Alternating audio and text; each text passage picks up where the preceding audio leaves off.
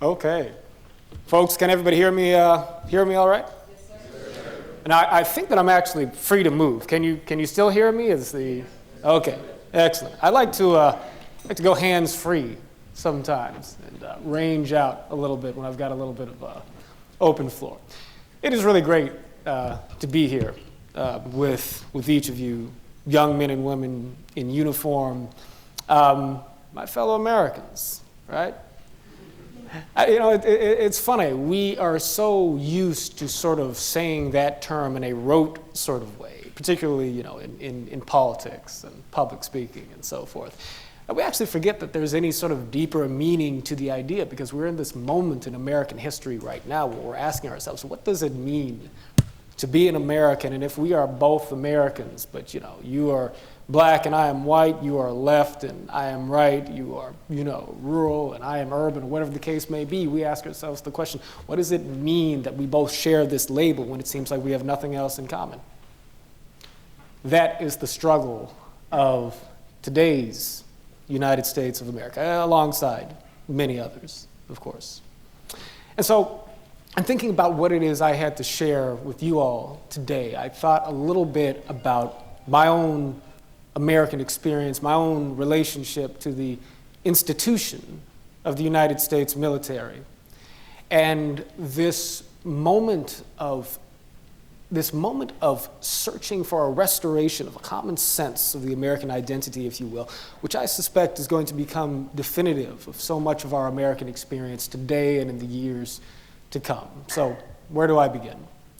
First of all, let me say just a little bit about Braver Angels, and to thank Colonel Gray and all of my friends here at the Virginia Military Institute for having not just me, but my colleagues here to be a part of this incredible conference. And of course, many of you will be participating in our upcoming Braver Angels debates as part of today's program. But Braver Angels is America's largest grassroots bipartisan organization dedicated to the work of political depolarization. But the way I like to put that is that what we are dedicated to is an effort to revive the communal spirit of American democracy, an effort in which we can see one another in ourselves and see ourselves in one another as a part of the precondition for our having a relationship to each other as an American people. So we are a membership organization, 10,000 dues-paying members strong across the country, about 75 local bipartisan chapters. We call them Braver Angels Alliances. We are active in 4 major sectors of American life, and increasingly 5, politics and government. We have workshop programs that are rolling out in the United States Congress, but soon across state houses and local governments across America. We are active on college campuses. Our Braver Angels Debates program is exceedingly popular, working alongside wonderful organizations like ACTA, the American Council for Trustees and Alumni, represented here by my colleague Doug Spry. We are active in arts and entertainment. We have a singer-songwriter community, about 150 strong, putting on events for us across America.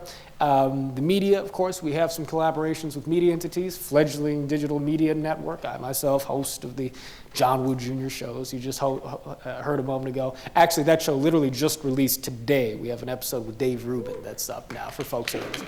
Thank you very much. Appreciate that. Seeking YouTube glory. Actually, I'll tell you very quickly that the Braver Angels podcast, our flagship podcast, is the, believe it or not, 159th most popular political podcast in America, which doesn't sound like much until you remember that everybody in this room has a podcast. So, we're doing a podcast on politics, so we're doing all right. Our work, of course, is concentrated in the grassroots. We do a wide range of things. The original activity for which we were best known was something called a Red-Blue Workshop, which was launched in the early aftermath of the 2016 election, where we take small groups of conservatives and liberals, reds and blues, as we say in-house, together not to argue or debate politics, but to speak from the vantage point of personal experience or lived experience in terms of why we see politics the way that we do. It's quite literally the application of marriage counseling to the relationship between Republicans and Democrats. And so for a country that seems like it's on the verge of divorce, it seems pretty appropriate that we would have an approach along those lines. So we do all these different things, creating relationships between the American people, giving them the opportunity to organize together in the communities in which they live. But the thing that I want to say about that really quickly is the fact that if we don't have a sense of where the other party is coming from in a relationship, particularly a relationship in which we cannot merely take it for granted that we are a part of one another's in-group, so to speak. It becomes incumbent upon us to have some deeper sense of the texture of another individual's experience, which gives rise to their values and their larger perspectives on the world. Only then can we connect to each other as human beings. So I'll say a little bit about my story, just very briefly. The Colonel mentioned that I was a nominee for Congress once upon a time, former life. It was 2014, actually. I ran against, not that it particularly matters, but I ran against Congresswoman Maxine Waters in that election cycle. I was the youngest active nominee for Congress in the state of California. I didn't really have any sort of a big political resume, before that. I had actually worked for the Obama campaign in 2008, growing up thinking of myself very much as sort of a liberal Democrat and so forth. I had some working experience on both sides of the aisle, but nobody knew who I was. And so when people would find me on the campaign trail and I would speak up at events, whether I was speaking to a Democratic-leaning black church in South Central Los Angeles or to a white Tea Party club in South Bay County, people would ask me, they would say, John, at the age of 26, what makes you qualified and capable to represent a district as diverse and complex as the California 43rd? And I would tell people, I would say, well, I have an interesting family background, if you will. My mother's a liberal black Democrat from inner city Los Angeles. My father's a conservative white Republican from Tennessee. I grew up explaining my father to my mother and my mother to my father, and that's why I can represent all of you. So it tended to be a line that was, good for a laugh. I grew up very much at the intersection of many different strands of the American experience. My father was actually a Democrat for most of his life. He didn't become a Republican until later, but he was always the traditionalist in our household. He came from the South originally, small town called Gallatin in Tennessee. Grew up in, there we go, shout out to Tennessee, thank you very much, volunteer state. He grew up in Beverly Hills, Bel Air, California. My grandfather was a big record industry executive, so he grew up with a great deal of wealth. My mother, coming from South Central, had relatives that ground their way up from very humble beginnings to a comfortable place in life. But there was a lot more poverty on my mother's side of the family. Life is very different in inner city Los Angeles as opposed to Bel Air or Beverly Hills, California. And life is different in Los Angeles than it is for folks in the South. But what's also different is for people growing up in these different places and growing up in these different cultural contexts, the story of America that gets passed down to us. My father was one to talk a great deal about traditional American values and so forth, and I inherited a certain amount of Southern nostalgia myself. My father would tell me stories about Jim Bowie, about Davy Crockett. Killed a bear when he was only 3, I hear. Don't bother fact-checking that, I'm sure it's true. And The Alamo was one of my favorite movies growing up, the old John Wayne version. And there was a legend in my family, I doubt that it's correct, but within the Wood family, that my great-great-grandfather, Obadiah Wood, sat on the knee of Robert E. Lee, right? And this was a story that was passed down with some affection, I think, as a mark of our Southern roots and so forth, And it's a funny thing because as an African American, as a black person who spent his weekends hanging out with cousins and aunties and uncles in the hood and going places around town on the bus where I was mindful of the police. I was mindful of the fact that there were certain neighborhoods that if I walked through them with the wrong color shoelaces on, I was taking my life in my hands potentially, and sort of vaguely aware of the fact that there was this dramatically different American story that existed for my father's family versus my mother's family. The fact that I inherited these different narratives of American existence wasn't necessarily fundamentally contradictory to me. It was just the fact that each of these things somehow went into making me who I am, as an American. And yet, it was never any mystery to me that the different people on different sides of my family would have a difficult time seeing each other in terms of the roots of their own American experience and what gave rise to the difference in their perspectives, right? And so I have always cherished both individuals and institutions that make it possible for us to see one another across the lines of our cultural and our experiential differences. To that end, there's somebody who I would like to remember in the context of this conversation. Dear friend of mine, named John Perry, Staff Sergeant John Perry. My wife was briefly enlisted in the United States Army, and in that time we were stationed at Fort Carson, Colorado Springs. John was a man my age. I'm 34 now, I'll be 35 next week. We had been married for just about as long. We both came from California, but from opposite ends of California. I'm from Los Angeles. He's from Stockton and Chico area, rural Cali and so forth. And so where I grew up, playing video games and, watching MTV a little bit. He grew up hunting and fishing and whatnot. And I didn't know how to hold a fishing pole, First time he took me out to anybody's lake. We became friends because he and my wife served alongside of each other and worked together in a shop at Fort Carson. And my wife comes from the Jordan Downs Project. She comes from a very different American experience than I do. Even as an African-American woman, her experience growing up in Watts is very different from mine as a black person having grown up in the suburbs of Culver City, and probably more different still than John Perry's existence, growing up in small town California. And yet, they had values that binded them. Both of them were fiercely loyal personalities, and both of them were individuals who put the mission above everything else, who put getting the job done above everything else. And so they connected. They established a bond and a friendship. And through that friendship, me and John became friends, and she and Mrs. Perry became friends. And over the course of what really wasn't too terribly many months before John would ultimately be deployed again to Afghanistan, we built a bond that crossed color, that crossed politics, that crossed regions, and that made us family to one another. John's two children, as they would be born, would become our godchildren. Our kids would play together like, Rugrats, when we finally left Colorado, but would come back to visit the Fort Carson area years later. John Perry, I remember, he made me feel as if his being a soldier and my being a civilian was not a fundamental dividing line in terms of our relationship to each other and our mutual commitment to the mission of the United States military in the service of our country. And I mean this not in a theoretical way, but in a very felt sort of way. There are different experiences that people have in the military. It's possible to be very lonely in the United States military. That happens to many folks. But we were fortunate where we were, that in the shop that we were in, you had people coming from all different parts of the country, from the Midwest, from inner cities, from the rural South.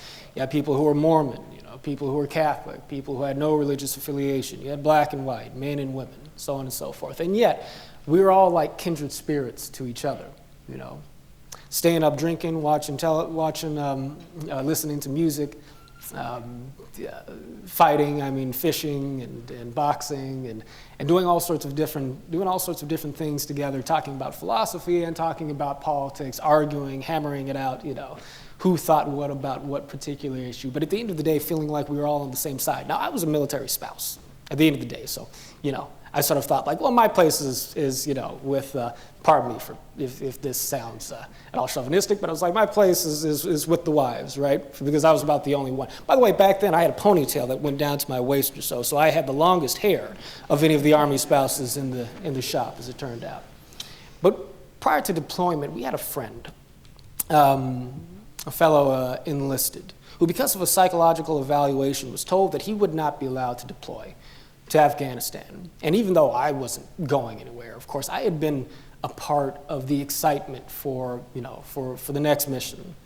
And, there's, of course, this sense of apprehension, this sense of hesitation, because you know that you're going into a place of danger, and yet there's a mission to be accomplished, and there's the bond that you have with your brothers and sisters that ties you to the destiny that you pursue overseas.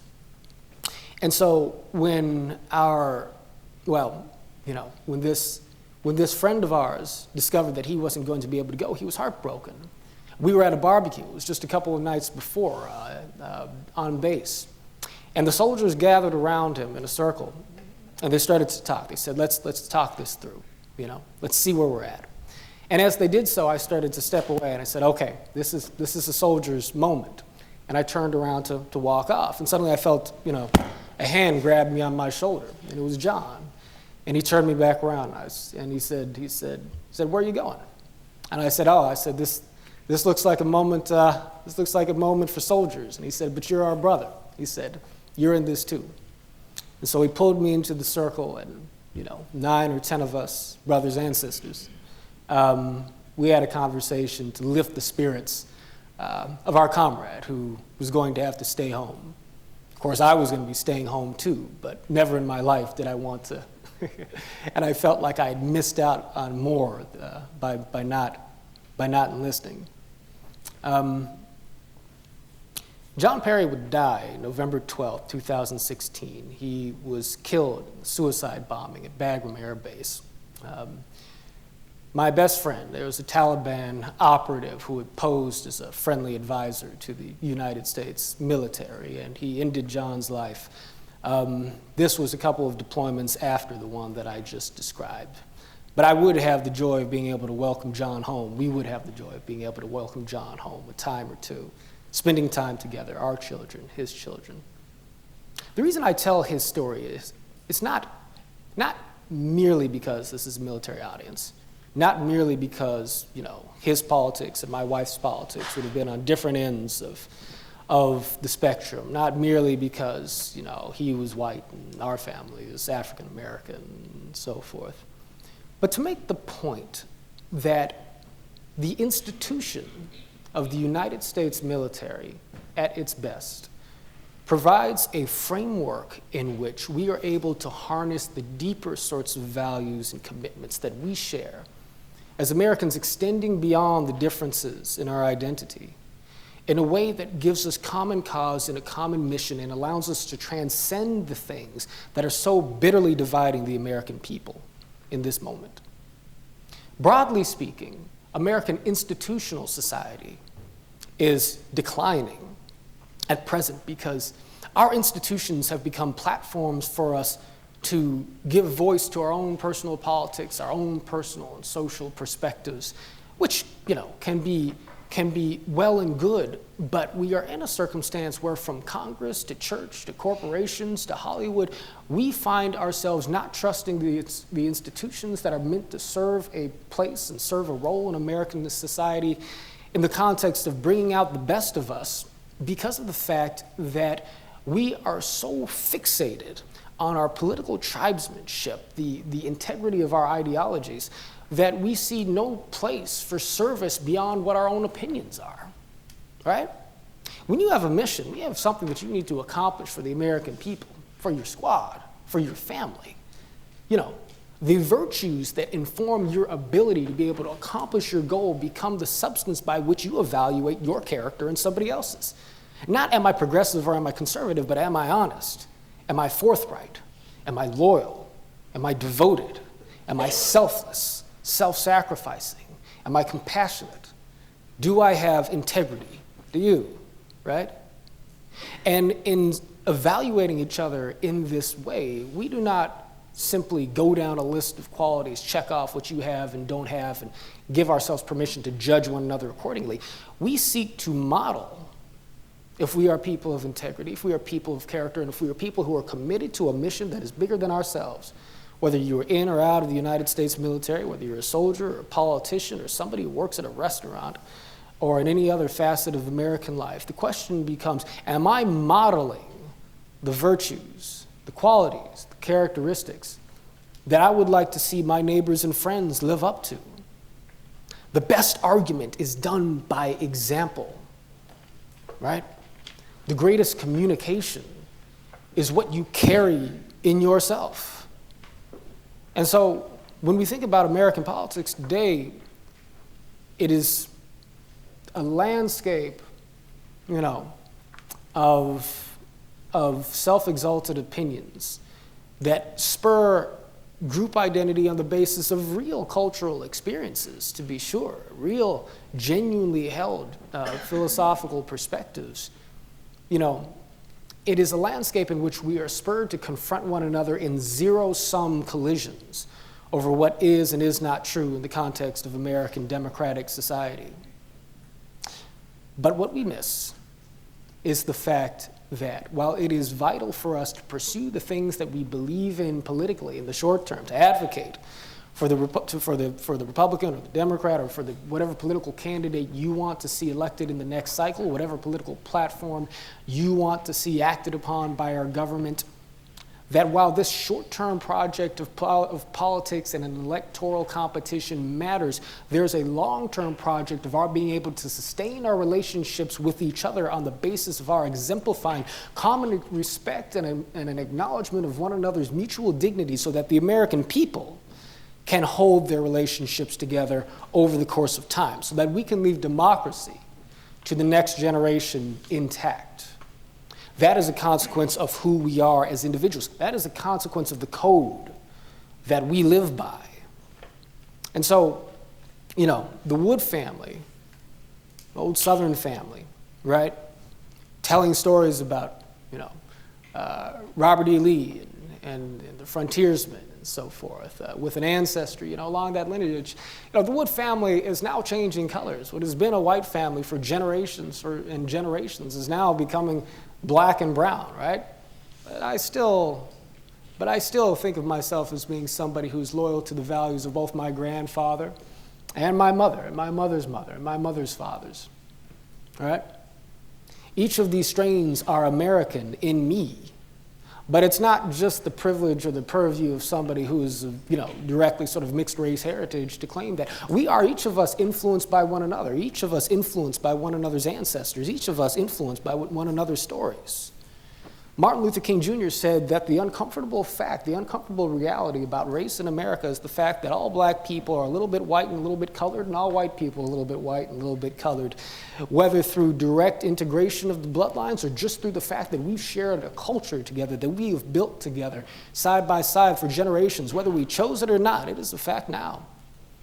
And so when we have these conversations about the American heritage, about the Constitution, about the Declaration of Independence, about Thomas Jefferson, or about George Washington, or any of these figures who we're reflecting upon now for their moral imperfections, and as we reflect upon the failures of the American experiment, let us never forget that it is the inheritance that we all receive from history, and it is something that we have a moral and a positive obligation to make better, but it is not simply a function of argument by which we do that.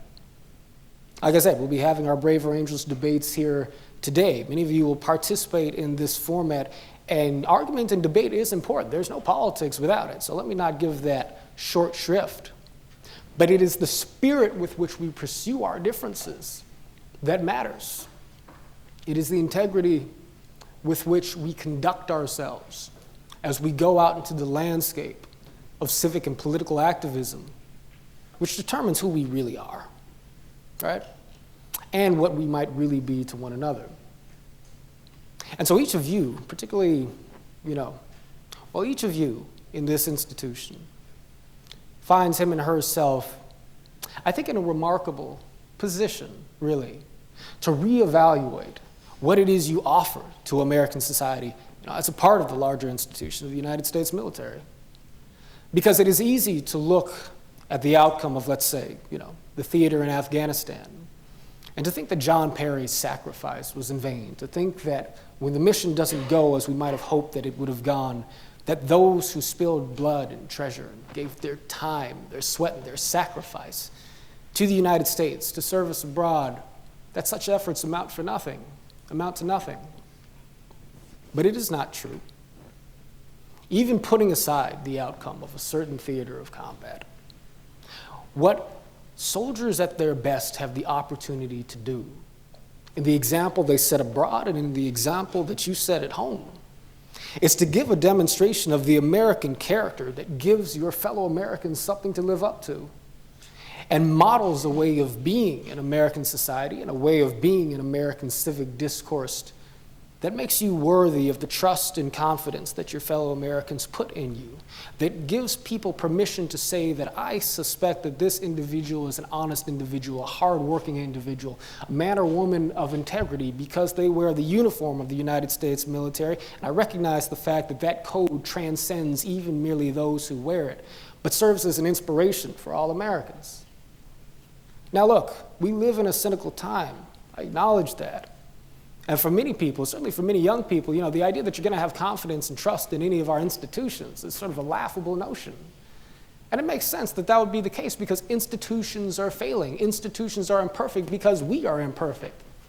Right? I don't know, how many religious people are in the audience, but if you go down the long list of commandments in the Bible and so forth, I don't know anybody who lives up to every one of them every day. And the same thing is going to go for the rules of whatever institution you find yourself a part of today or may find yourself a part of tomorrow. And yet, it is the aspiration towards something better that matters.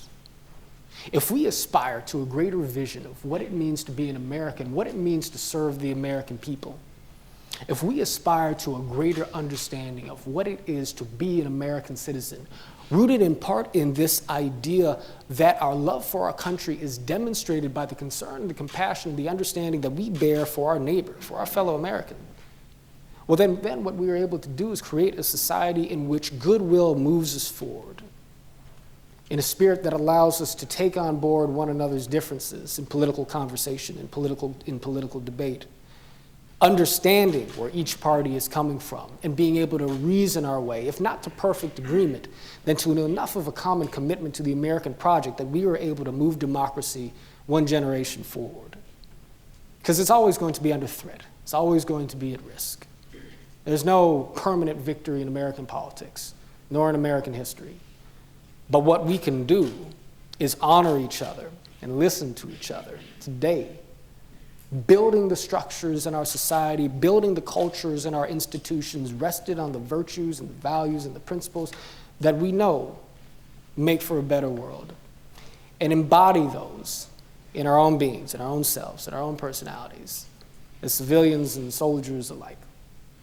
And so that, to me, is the pathway towards a more perfect union. That, to me, is the inspiration, the example that I take from my friend John Perry and from all those who serve in uniform with honor and dignity and love, ultimately, for the people that they serve and for the country that they serve. And that's the message I would like to leave you all with as we go forward and search out, for this home of the free, land of the brave, and a country that truly is one of justice for all. So, with that, I'm happy to take your questions. Thank you very much.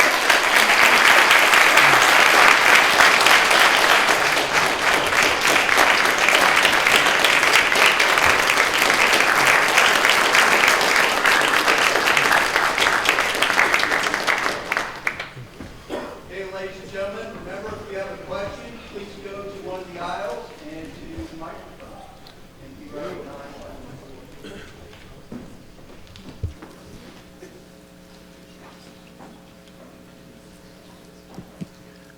Yes, great presentation, man. My name is Daryl Andrews. I actually live in the state of Delaware. My son attends here.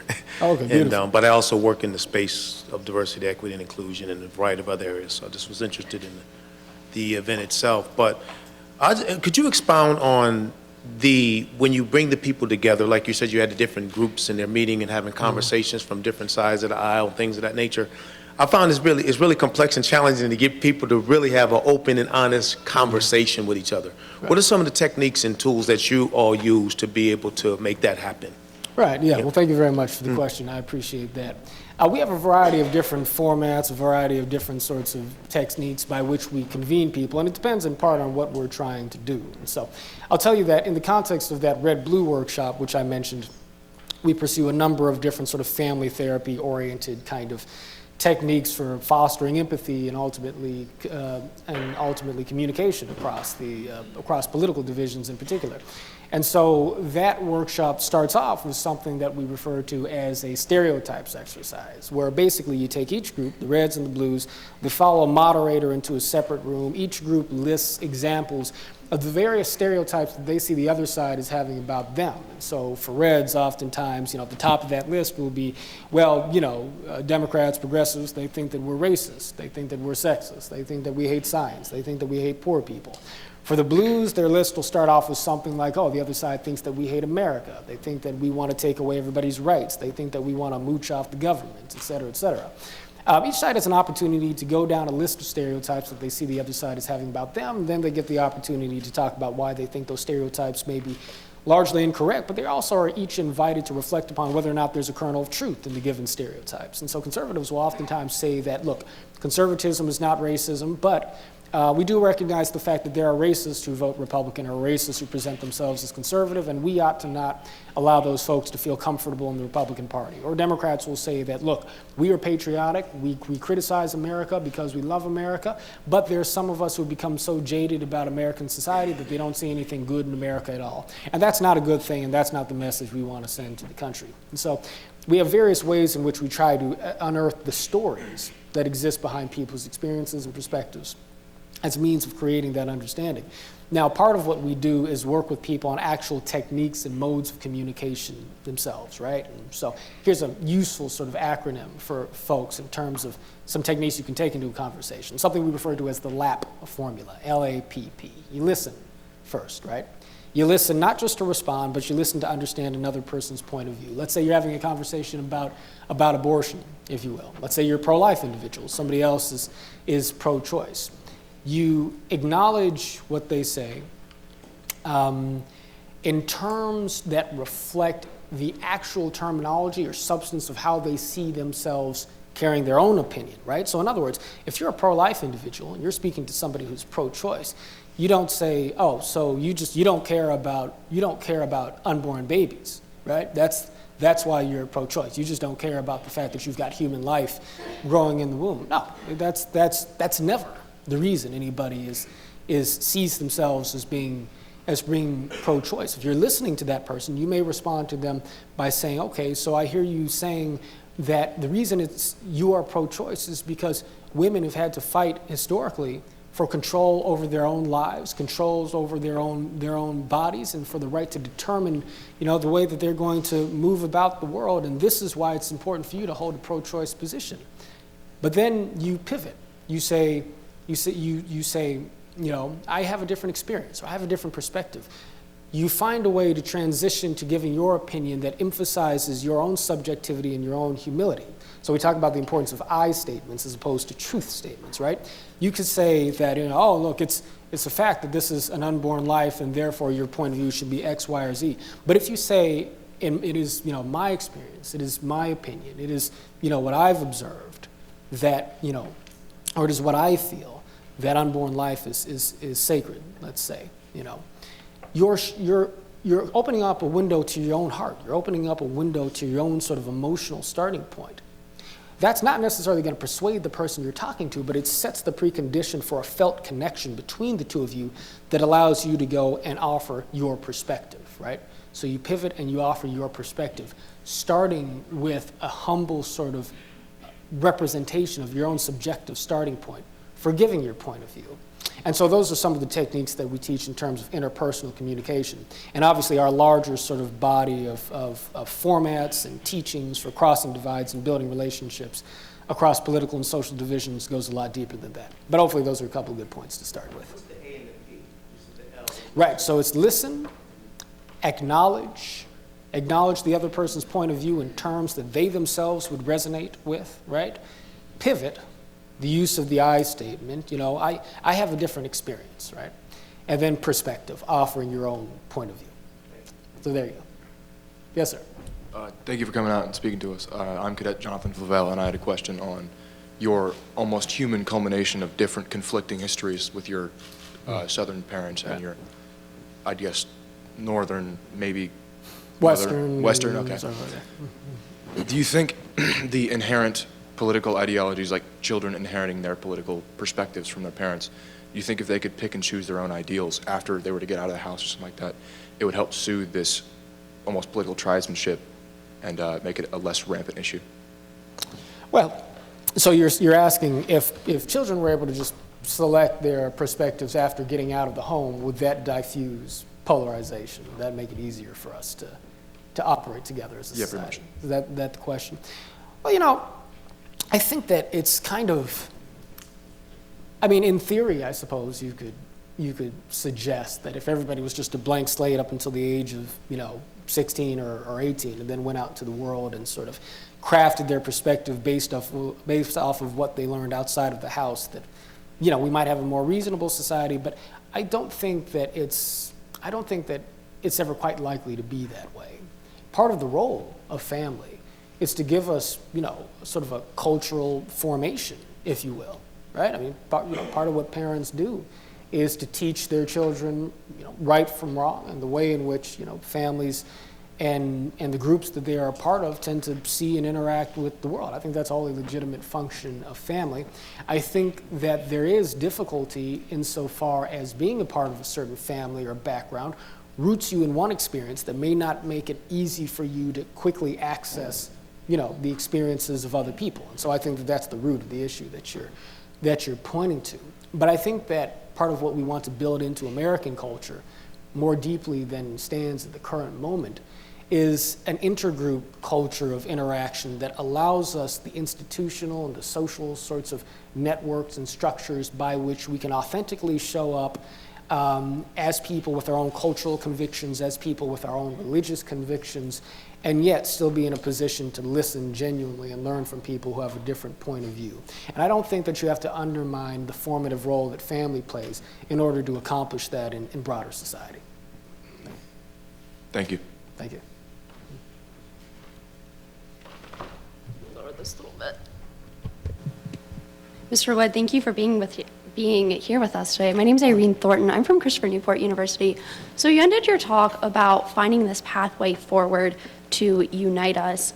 So my question for you is, how do we navigate this path forward when each of us are looking at it through a different map of how we define our virtues and our values and what's important to us, and the different perspectives that we've grown up with? How do we go about that, aside from conversation and trying to obtain this perspective, but specifically when perspective can be hard to understand due to these years of experience that we've all had, and trying to find those common terms that we resonate with, or when someone is so stuck in their perspective that it's hard to get out? Sure, right. Well, I consider myself to be a student of the philosophy of nonviolence, and I mean that most particularly in the tradition of Dr. Martin Luther King Jr. And what nonviolence was, as a philosophical creed, was this belief in the idea that love is a spiritual value that can be applied to social questions. And when King used the term love, he spoke specifically about agape love, which can be translated to the idea of goodwill, right?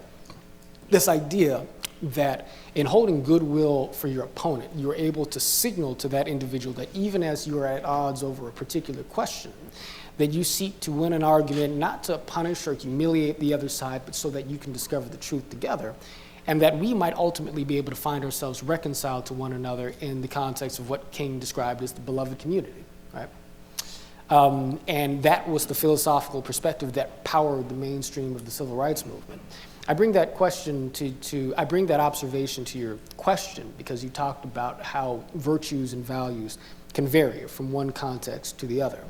But we have to have some faith at the end of the day in the idea that simply by virtue of our being human beings, that there's some common starting point by which we can begin to reach each other, even as all of the layers of differences are out of sync with each other.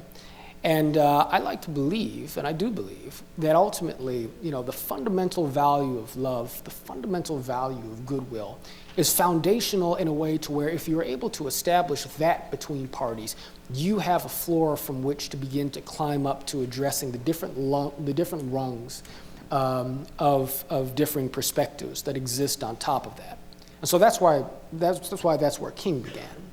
If we go into a context and are able to affirmatively establish the fact that you mean well towards the person whose politics are 100% different than yours and whose life experience seems 180 degrees in the other direction, there is at the very least a spirit that allows for the formation of a basic level of trust to exist between you. And where there is trust between two parties, which says that, ultimately, I don't think this person is trying to harm me. I don't think this person is trying to do me wrong. I may believe that their politics are dangerous. I may believe that their opinions might be empowering destructive forces in society, right? That may very well be true. But so long as I believe and can see that this individual basically means me well as a human being, and perhaps therefore this person can also hear what I'm saying and listen to what I'm saying, this sets the stage for conversations that can ultimately transcend, some of the obstacles that you're pointing to.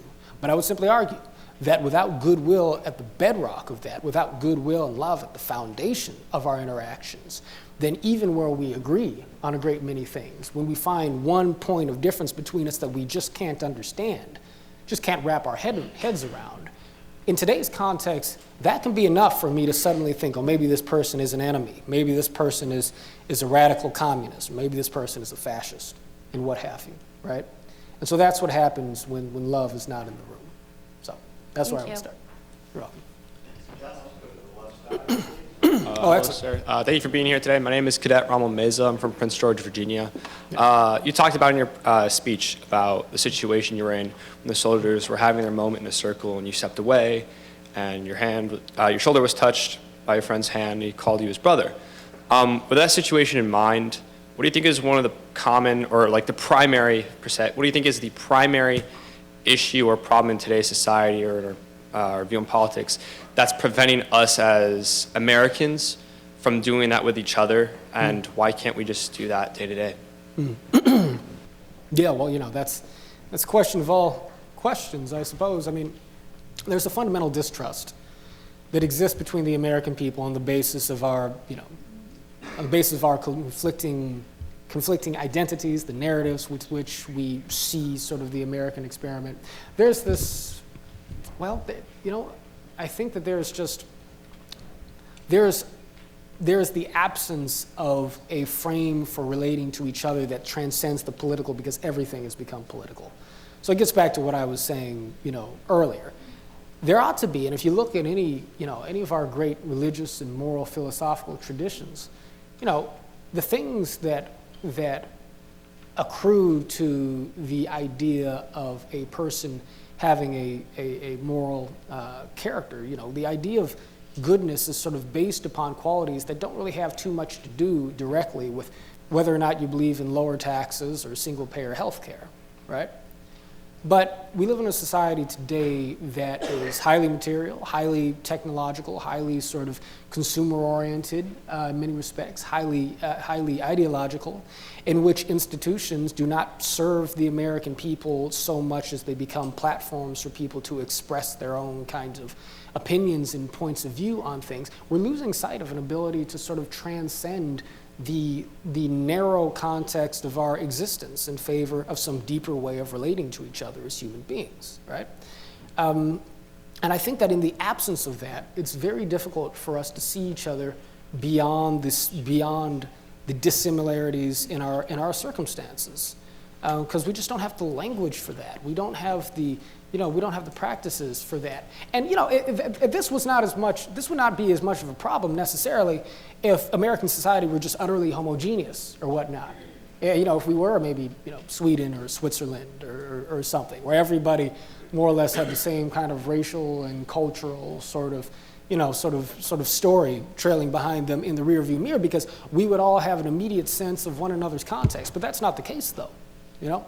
So the lack of a transcendent moral and spiritual vocabulary sets the stage, I think, for the rise of distrust, because it means that we do not have a way of empathizing with each other if we are not already very much the same or very much similar to each other. And so, I think that has to be ultimately the deeper answer to your question. Thank you, sir. Thank you. Sir, excuse me. So, talking about discussion, I really enjoyed the whole foundation of love and not just a genuine respect for the other person and seeing their approach. But looking beyond that, especially with policies do have to get put into place, what about our reaction or our support for these policies when we do believe that they're dangerous, or we believe that while their intention is good, their policies definitely won't go anywhere? Does discussion still solve that? Or I know you talked about peaceful protest, but if it goes against our beliefs, is there a point in time that you would say look beyond peaceful protest to other means? Or I would just like you to discuss that. Right, yeah.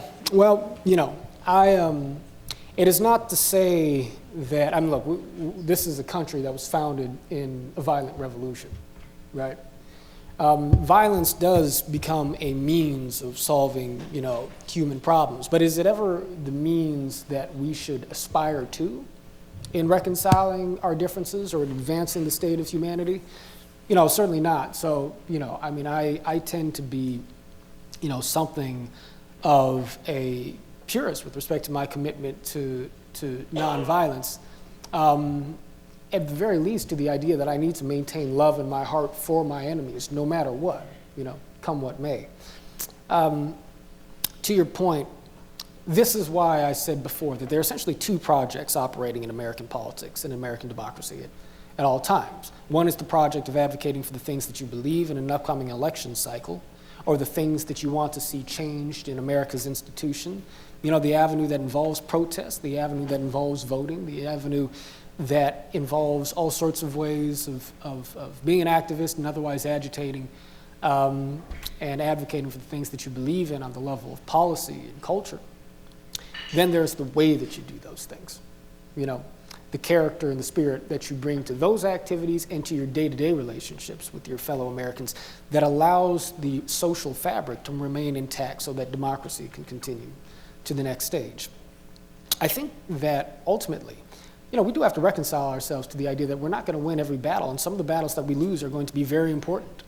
And there will be times where you will be right, the country will be wrong, or people in the country may be wrong, and the country will pay a price for that. Now, at that point, you could say, I totally wash my hands of the other side. I'm not going to talk to my father. I'm not going to talk to my grandmother. I'm not going to talk to my ex-girlfriend. I'm not going to talk to my best friend because they voted for Trump or they voted for Biden, and look what happened, right? You can do that, right? But if you do that, then what happens the next time around is that people say, oh, this person, cut me out of their life. This isn't a person who cares about me. This is a person who thinks that I'm a liar or a cheat or this, that, or the other. That means that this person is going to be willing to lie and cheat and steal to get their way in the next election cycle, which means that I've got to play even dirtier if I'm going to make sure that the other side doesn't get their way. Or, on the other hand, if you maintain the relationship, with the people you disagree with and your ability ultimately to communicate with people who exist on the other sides of these divides,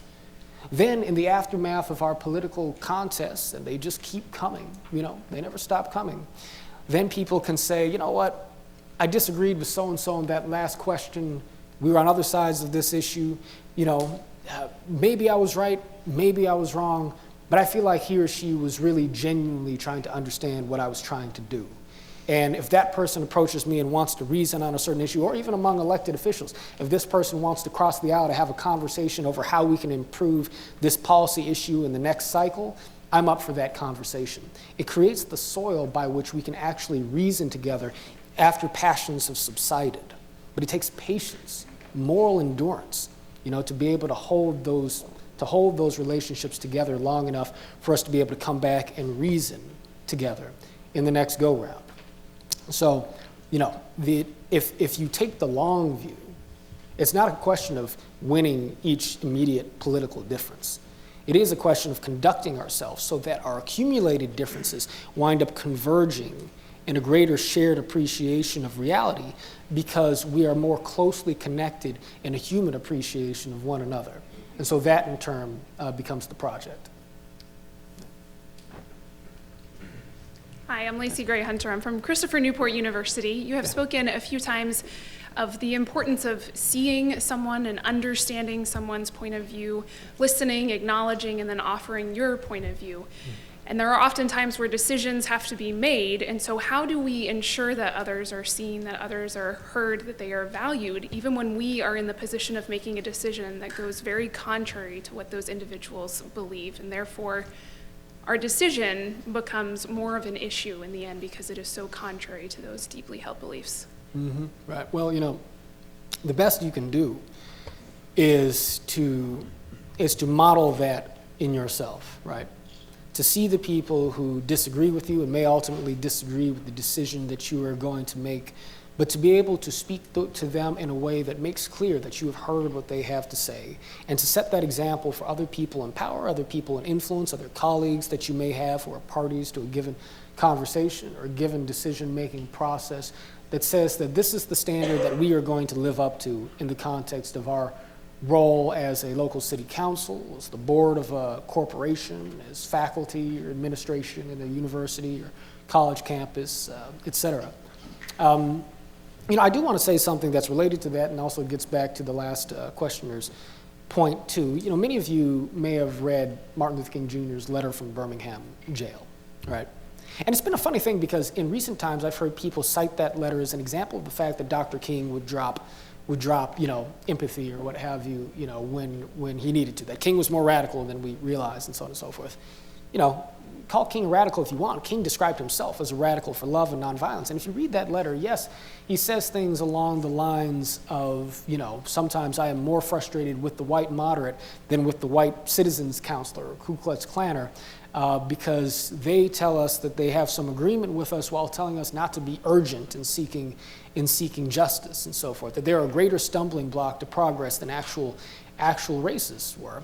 But King was fierce in his language. And yet, if you read that letter, he opens that letter up by acknowledging, and by the way, the context here for anybody who doesn't know is that King received criticism in print while he was in jail in Birmingham for protesting from moderate white clergymen who said, we agree with Dr. King's ultimate goals, but we think that he's too extreme in disturbing the peace through these protests, and we want to criticize and disassociate ourselves from his methods. He opened that letter by referring to them as his brothers, as people with whom he shared a faith, as people whose good intentions he acknowledged and who he wished to do the honor and respect of seeking to reason with, even though their disagreements were severe. He contextualized his disagreement with them in the larger frame of brotherhood, right? And so, that becomes sort of the line.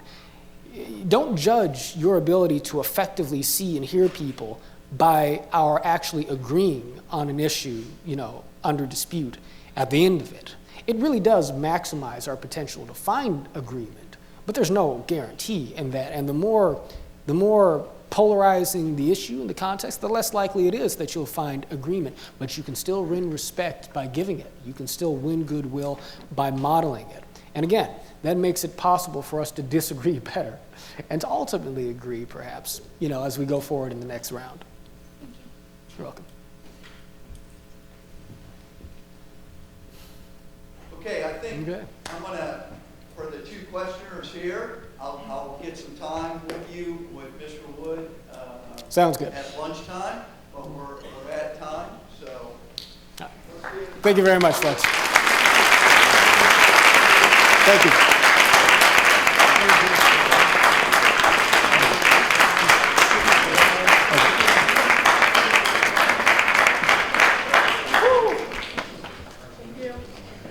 On behalf of the superintendent staff, the CLE, and the Corps of Cadets, we just want to say thank you and give you this gift as a gratitude or appreciation. Thank you very much. I appreciate it. Thank you. Thank you.